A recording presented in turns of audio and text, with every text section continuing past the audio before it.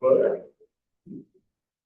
allegiance to the flag of the United States of America and to the republic for which it stands, one nation, under God, indivisible, with liberty and justice for all.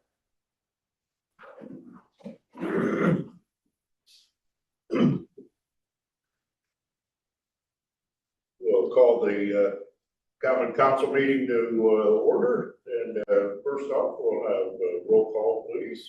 Scott. Here. Brian White. Here. Brett Weed. Here. Matt Here. Prager. Here. Next up is our minutes approval for our March 23rd session. I'll make a motion to approve those minutes. Second. It's been moved and seconded that we approve the minutes of our March 23rd session. All those in favor say aye.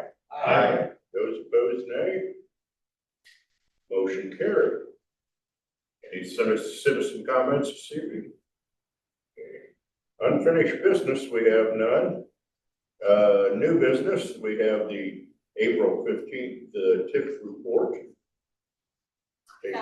Indiana Code 36-7-14-13 requires the redevelopment commission to provide a report to the mayor, the common council, and the DLGF by April 15th. So Brian is the redevelopment commission secretary, and he's going to kind of recap what was in the packet. So hopefully you guys had time to look at this, and if you have any questions, feel free to ask. But as Barb said, this is something that's mandated by state statute, that this information from each allocation area is provided to you each year annually. So these are 25 in 25 balance numbers.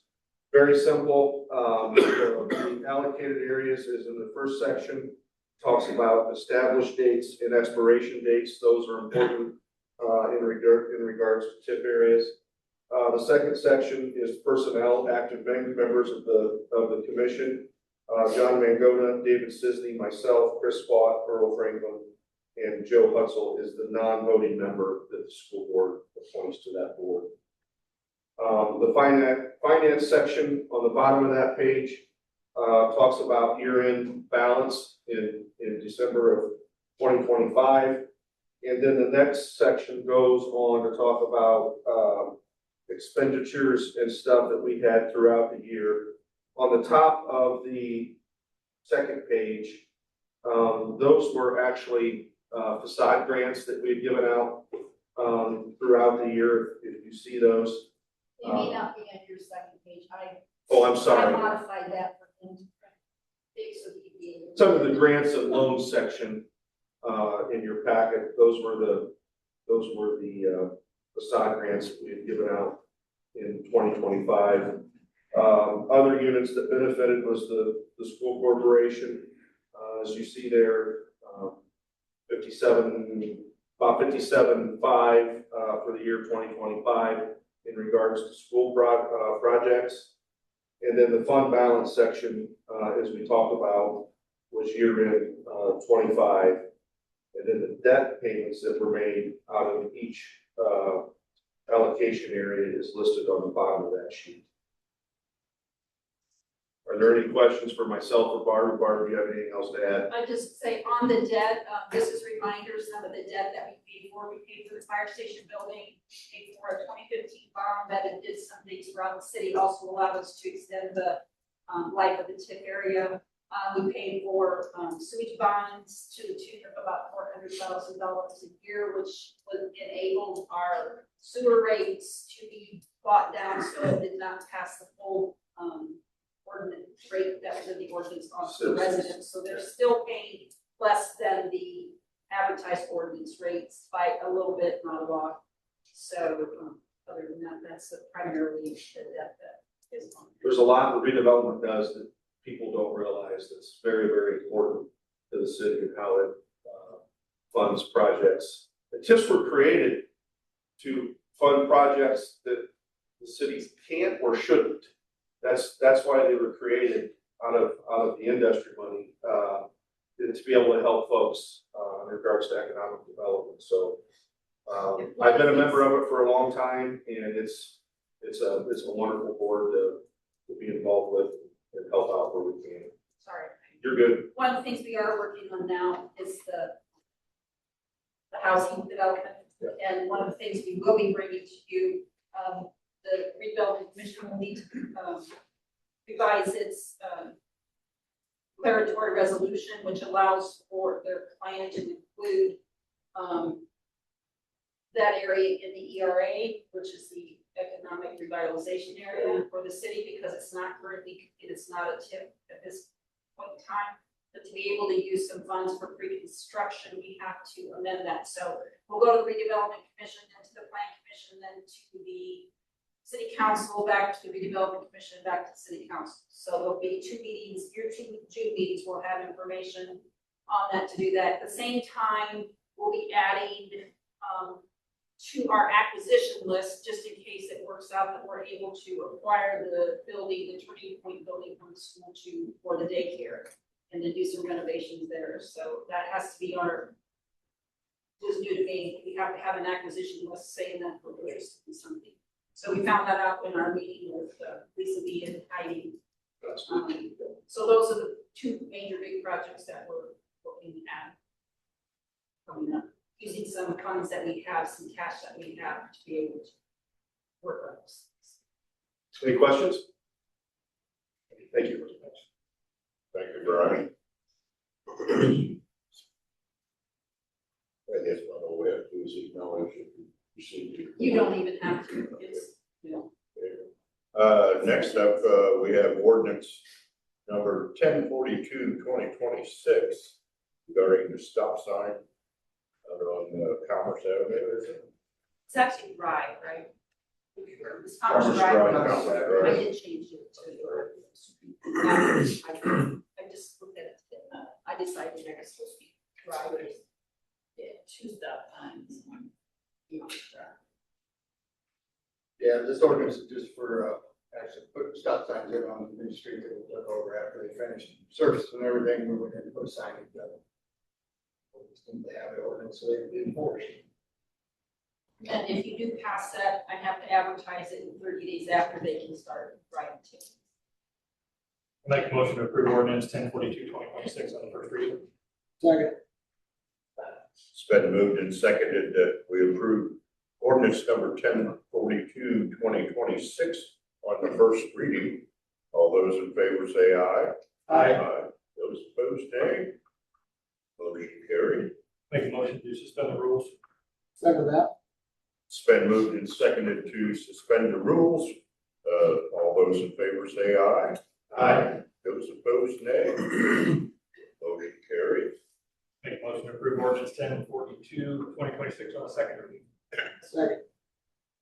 It's been moved and seconded that we accept ordinance number 1042/2026 on the second reading. All those in favor say aye. Those opposed, nay. Motion carried. Make a motion to approve ordinance 1042/2026 on the third and final reading. Second that. It's been moved and seconded that we accept ordinance number 1042/2026 on the third and final reading. All those in favor say aye. Those opposed, nay. Motion carried. Thank you, Mike. More, after the meeting, I'll get with you. I got one more for the next time.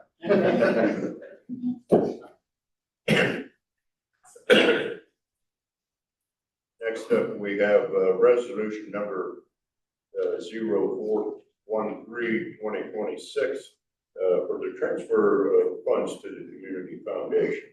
This is from the opioid fund. You approved that agreement, and I checked the board, and she thought we should have a resolution to transfer funds. That's what this is. Make a motion to approve resolution number 413/2026. Second. It's been moved and seconded that we accept resolution number 413/2026. All those in favor say aye. Aye. Those opposed, nay. Motion carried. Next up, we have resolution 413A/2026, and this is the build operating transfer. I asked Brian to talk about this since he's the most knowledgeable of it. Has anybody ever heard of a BOT? That's the first question. build, operate, transfer. So, yes, we have. We've learned a lot about it for the last 3 to 4 months, but, throughout my meetings throughout the state of Indiana, I learned about this BOT process, and it's exactly what it stands for, build, operate, transfer. Actually, there was a police department built in Indiana that used this process. Basically what it is it takes the bidding and a lot of the red tape for a city would have to do a project. Very similar to the last project, major project we did was the fire station. Not always your city engineers have the most expertise in buildings themselves and construction process. A lot of times it's wastewater and sewer, roads, streets and roads and stuff like that. So what this BOT does is, it literally, like I said, takes the estimates, quotes, everything off the city's behalf. This organization would basically work with the city in regards to local folks that we wanted included in being eligible to do the work. They would take that list, actually price out they would price it for them on our behalf, but not as the city. So they don't have to do any of the bidding process, any of that process. So they would actually build the project, operate it not so much in Indiana, but they would build it, and then when it was complete to our specs on what we wanted, they would transfer then that to the city. So it cuts out a lot of costs, a lot of dead time, a lot of dead space. And we met with a couple companies in regards to this, and we put a list together, some projects within the city that we're going to have them quote to see maybe where this would take us. I know Bart was talking about the daycare center and making that into the daycare center. Again, that was part of that. Some restrooms at the public restrooms at Old City Hall and the fire station, pavilion in the park for John. They looked at the old bays at the fire station and trying to somehow renovate that so we could put that to use for people. What am I missing, Barb? Just a couple of minor things upstairs at the foundation. Yes, a couple offices and restrooms. Just kind of minor renovation. And we kind of thought, before we would do a project at a time, right? And what I've learned through this BOT, that it's not necessarily the best thing to do with city time and money. So we took a couple or a handful of these small projects, put them together. So they would bid this as one package, right? For the rules that they have. And then if we agree on the price and so forth, what this group wants to do, they would transfer those projects when done and complete with our approval. They would transfer those into the city's responsibility and possession. So it just literally takes a lot of red tape out of what cities have to do. And a lot of times when the city's name is not on the vote sheet, there's no secret. That makes a difference. I think it's what I've heard about it. There's some good and not so bad, but people that have done it love it. Like I said, it actually lets the people that know buildings and have the expertise that do these projects for communities all over the state. They know it. They don't have to research it. They've already come through and did a walk around with us, and now that we have the resolution, tonight we know we will get back with those folks in regards to giving us prices on these projects. And it is authorized under Indiana Code 5.3, so. Yes. It's something that, you know. It's somewhat new. It's not really new, but I'm tired of going to other places and saying, oh, man, we do this BOT that, you know, we're saving this kind of money, and another process of important process of the process of a BOT is they'll give you an estimated, like an engineering cost, right, of what it costs. And there's instances where it's below that the city will actually get a refund from that original Didn't they say like price. that part would never go up? the engineering would never be. Correct. Yes, that's right. Yeah. So I think it's a process we have to try. We're excited about it, depending on how this thing comes back. Part of it to be funded through RDC. There's a couple other projects. Yeah. Other meetings. Yeah, so I think it'll be beneficial. I think it's something that we at least ought to attempt and work through it, because I think it's got some savings and some benefits, especially communities our size.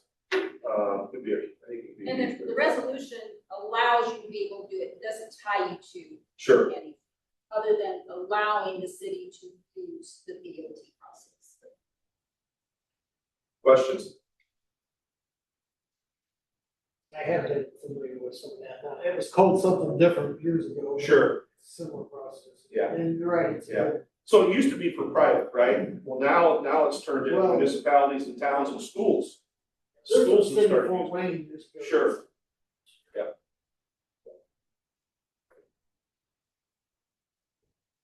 I would recommend the passage of the resolution. Make a motion, we approve resolution 0413A-2026. It's been moved and seconded that we accept resolution number 0413A 2026. All those in favor say aye. Aye. Those opposed, nay. Motion carried.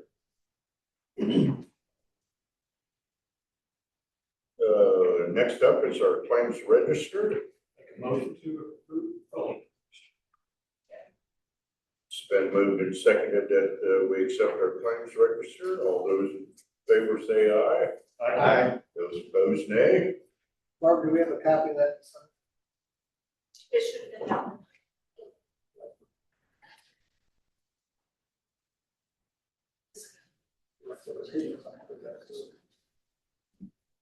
It's still on your desk. I printed it. Okay. How do you? Claims.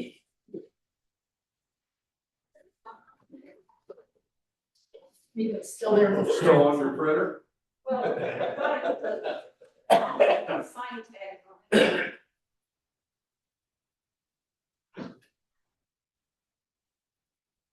While she's gone, I just want to make a comment for the parks, what Brian was talking about. Really makes a lot of sense for the parks, because we're looking at a year-round bathroom next year. And I'm sure they built a lot of bathrooms for parks, for cities. They know what works, what doesn't work, materials we need. And I was looking forward to reinventing the wheel, getting people in and kind of figuring it out. So they've already got it figured out, so it'd be a great thing for them.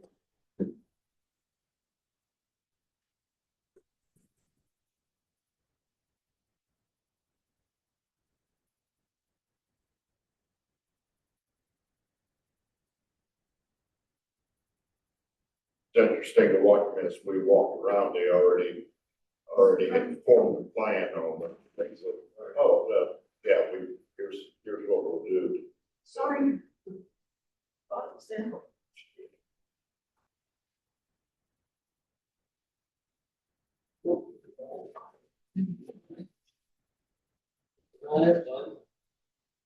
This is it. I already signed it. No, ATV.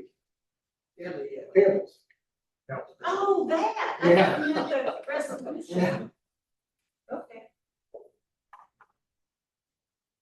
Get your steps in, Mark. Sorry.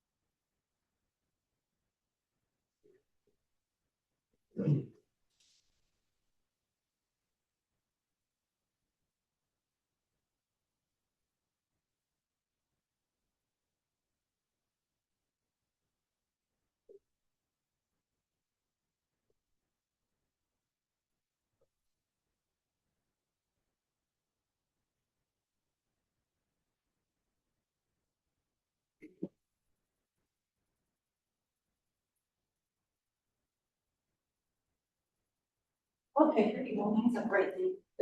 Thank you.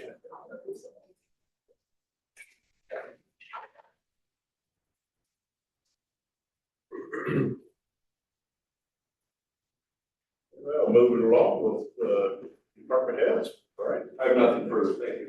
Jeremy, Nothing. Mike, I didn't call you. John, Just want to update you guys. I know you guys get questions by, citizens, so Gazebo Park, stamped concrete is in, and it's done. Obviously, we have some electrical to do. We've got all the pipe for that in. I have to meet with the irrigation guy. We have to raise the irrigation heads because we are higher now than what we were. And I gotta come up with a landscape plan, and the gazebo will come in sections. The first part of May, I don't know exactly when that is, but they'll assemble that in May. Then we'll get our lighting, set up, with a chandelier inside, and then do landscaping after. We're gonna keep landscaping, we're gonna keep something stupid, first year. A little bit of mulch, grow grass, more grass, put some tulips or some small plants in, things like that for now. And that should be done, I'm gonna guess, sometime in June. So we have plenty of time for the Marshmallow Festival. We got rid of a couple of trees down there, we're gonna redo a few other things yet. And something different I wanted to say, like, if the city looks at acquiring land, Turning Point and the school and whatever we do. I know the weight room at the rec center, That's all part of it. yeah, like the east side is on. That's all part of it. But what we're looking at. Okay, well, I just wanted to put my 2 cents in that, if we eliminate the drive, which I would want to do someday around that end because of the furnace and everything anyway, that would allow us someday in the future to add on to the north or south. And I wanted to then not, or I would like to be able to maybe go to the east also. So if we could take back some of that or acquire some of that back, that would be great for the future for us. I don't know if that part from farther is part of it, because that would go with the school. Right, I'm just letting you know, if it is possible, I'd like to acquire 20 feet to the east also, to the fenced area, so it would leave me an opportunity to grow the weight room. If not, we have to do something different, so, thank you.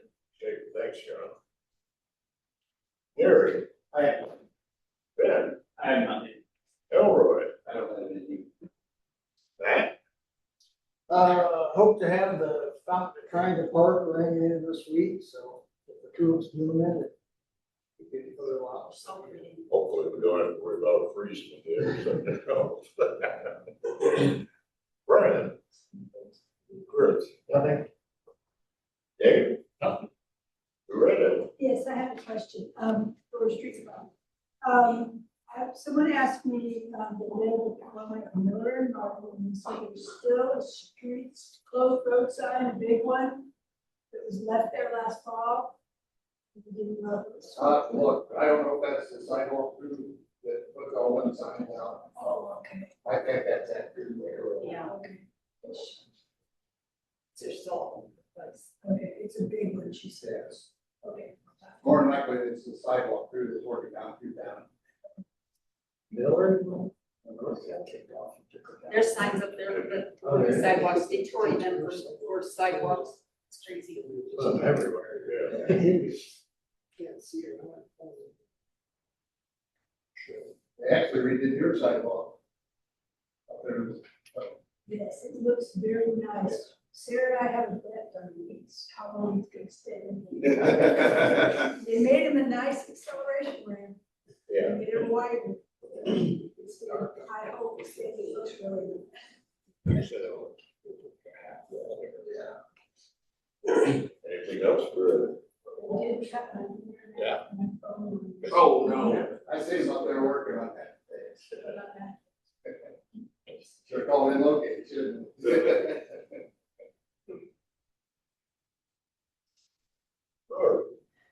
Just to let the council we, got the signed contract from NDOT on the community crossing. Letting us know that we are getting our funding for sure. The project was bid and awarded to Fenn Brown, and,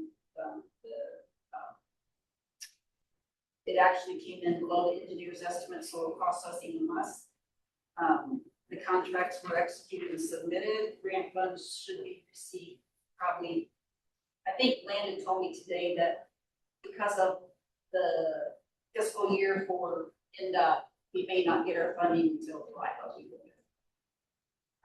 I have a question. I don't know if it needs to come here to the park board, but it was brought to my attention that the food trucks that we are letting use the Pettit Park at no charge are using our electricity. They're plugging into our electricity. They may have generator or whatever they have, but they are still plugging into our electricity, and I didn't know if we're aware of that, and should we be doing something? Because when Daisy was over there when Zach and Bree had Daisy, the truck, they had to come in and get a permit from the city. At the time, city attorney was Steve Klaus, and he had us just do a hawkers and peddlers permit for them to be on city property with their food truck. But now we're letting these food trucks be at Pettit Park, and they're not being charged anything. And they're there a lot, from what I understand. I don't know, I don't use them, I don't see them that much, but it was brought to my attention from someone who's concerned. I think in our department head meetings last year, we spoke about, letting them come in and basically get a list of whoever was coming, and that we would keep a list at the rec center, so we could give them specific permission. So law enforcement, or if you guys would call us and have questions, we'd say, these are the people authorized to be there. I think we did talk about in the future requiring a permit or money. I can tell you that this year, most of the time they're not using our electricity. This year, the coffee people were always down there with me. They have their own generator. They're not plugging into us. When they are down there, I usually go down and look at that. So I would say they're not always plugging in, and yeah, that's something for somebody else to decide, and I'll enforce. Do we need an ordinance? We've talked about it numerous times. On city property especially. I think it'd be beneficial, especially we have food trucks with permanent eating areas and flags that are left out 24/7. So I think it would be beneficial to do an ordinance for food trucks. I do still, but if I was in these centers in other municipalities, okay, it might have been. Okay, I can see what I still have, but, you know, when people start bringing it to your attention and wanna know and say those things, I think we just at least need to be either addressed through ordinance and allow that, or I think we're talking about two different things. bring it to the park. Chris and is I talking more like out in the area, but what I- Restrictions on what they can Well, and can't do. The ordinance would encompass food trucks on city property. Right. Yeah. So Definitely think we need it on city property, because I think we had an instance, didn't we, that we did not let someone go to Kenny Park because it was during concession time.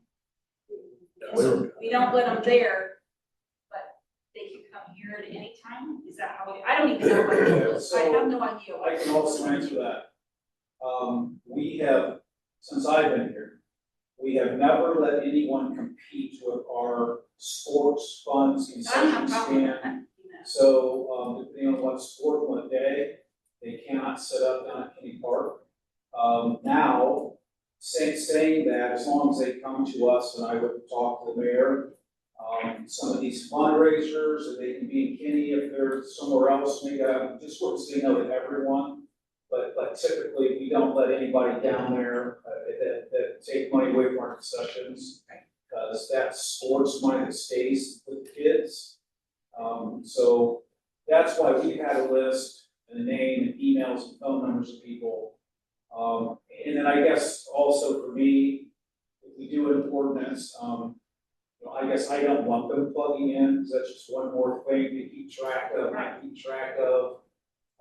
Specifically put in there that they, if they require power, they have to supply their own power needs or whatever, but we have been keeping it straight for questions like this, but yeah, the rest is up to you guys.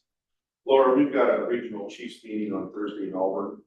I'll kind of reach out to the folks that are there and see what they do in regards to food trucks and stuff. I know it comes across my list a lot. Yeah. And that is, it'll start coming up again. Yeah. But, yeah, it just seems like there should be something. And I think I'm in agreement with most everyone, so I spoke a little bit about this. I don't want to look too much of a fee to dissuade people, because it's good for us, it's good for the city, it's good for them. The issue I have to talk about is some people who have followed the market and moving the market. Now on social media, I see, hey, you kicked the market out of Pettit, now you're letting food vendors there, that's not fair. So we're hearing some of this, back and forth, and I think some of this is an issue now because of that. Which we didn't kick the market out, let me say that, that's their take on it, so. Yeah. Oh, yeah. Yeah, unfortunate part, not coming to meetings or something in here, the discussions and gets people a little one-sided. Yeah, Chris. Just wondering next steps, if we need a authorization to have or a draft something, or. I'll get her some examples this week, Chris. We'll look at 2 or 3, 4 of them and kind of build to what we feel it should be. Auburn's good spot with the AC/DC museum. Well, I know it's been an issue in other communities too. Oh, absolutely. Syracuse had a huge issue with it. Yeah. And I mean, it was like, that was the all around for all that. I don't know. I'm with John, I don't think it should be a huge fee. No, I mean, we've never made it. I think for liability and reporting, information, if we know who's there and when they're gonna be there. And I would suggest, and I've read some of these ordinances, of an annual fee or an event fee, Right. however they choose to do it. Yeah. That's been suggested in the past. I just want to show, Brandon took some drone pictures of the, memorial for me, and I just thought I would show those to you. They came out really good. Put it on some promo stuff. Oh, I'll put these up.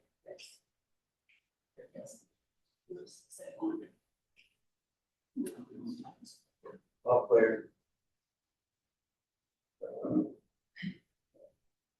It's fun to test it out. Yeah. There we go.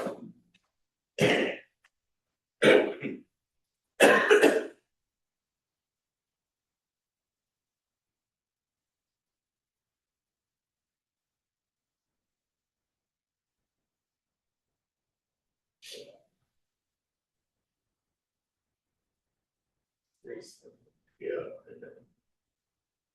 I like that view. Yeah.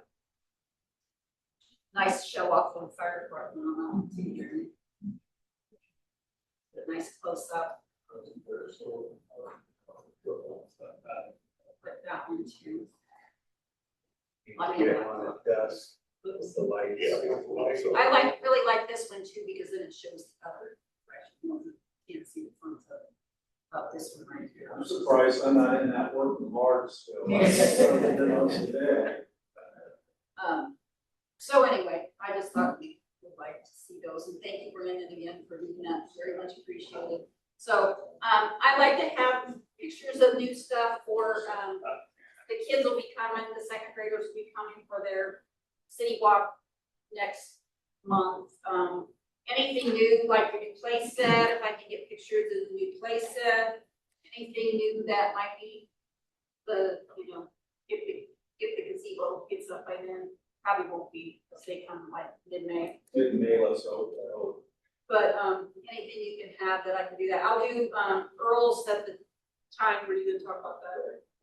And so I wanted to do a flyer, and I thought I'd put this on the flyer to get it out on, social media and other places. So anyway, I just thought. Boy, this shirt has come a long way from the day we were down there with sheets of plywood holding them up, trying to figure out what it was gonna look like. Yeah, that was fun.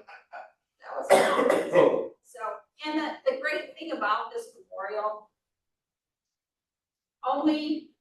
not even a third of the money was city money. Yes. Paid for it. Yes. We had, a local foundation who donated a very extremely generous amount of money. We had the LIDC when they closed up their,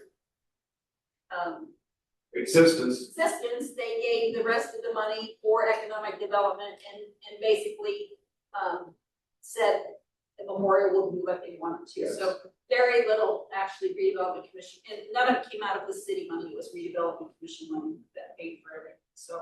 And Daniel donated one of those dies, the big, he calls them dies, I don't know, the granite monuments. Daniel had donated one of those that was one of his last projects, I think he did before the business was sold.